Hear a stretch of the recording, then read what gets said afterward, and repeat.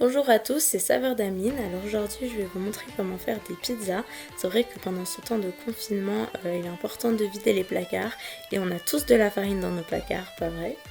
Donc sur une base de 10 pizzas, on va avoir besoin de 600 g de farine, de 300 ml d'eau tiède, de 6 cuillères à soupe d'huile d'olive, de 1 cube de 48 g de levure boulangère. Donc dans un premier temps, on va laisser diluer le cube de levure boulangère dans l'eau tiède. Puis on va mélanger tous les ingrédients de façon à avoir une pâte bien homogène que l'on va mettre dans un coin de notre cuisine avec un torchon humide dessus pour laisser lever la pâte pendant à peu près 24 heures.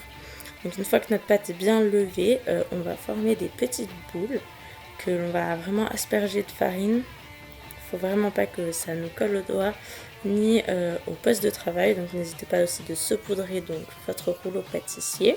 N'hésitez pas non plus aussi à retourner à plusieurs reprises la pâte, ça aide aussi pour pas que ça se colle au poste de travail.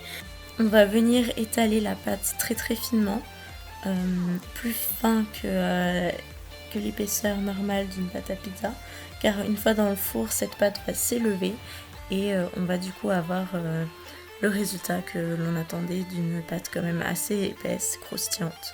Donc une fois qu'on a bien étalé notre pâte, on va pouvoir donc la plier en 4 pour après pouvoir la transporter dans un plat. Donc c'est bien d'utiliser un plat troué, comme ça la pâte va bien cuire donc par-dessus et par-dessous.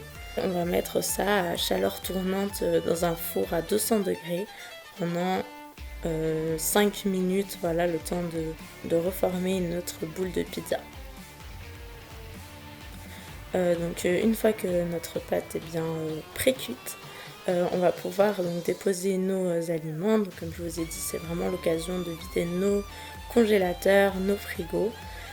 Moi j'ai un four à bois, donc je vais laisser cette pizza dans le four à bois pendant à peu près 5 à 7 minutes pour avoir vraiment une bonne pizza à bon goût de feu de bois. Si vous n'en avez pas, vous pouvez toujours le remettre au four à 200 degrés pendant à peu près une vingtaine de minutes. Donc j'espère que votre pizza sera la meilleure et j'espère que cette vidéo vous a bien plu.